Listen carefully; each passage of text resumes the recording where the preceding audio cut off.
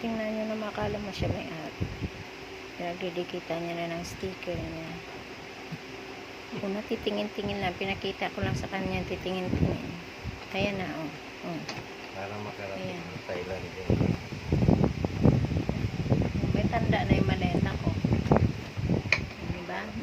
May tanda na maleta ko at makarating na ng ano yan, outside the Philippines. Makakarating na siya outside the Philippines. Magkabilaan pa, oh. Talagang takot mawala na yan. Diba? Oh. Okay. Ang cute niya. Ang liit-liit lang niya. 16 inches lang yan eh. Oh, diba? Ayun. Mayroon pa siyang lock, guys. Ito. Ayun na, may ano siya, may lock. Didiin mo lang siya. May password. Hindi na kailangan ng kandado, guys. Ayan.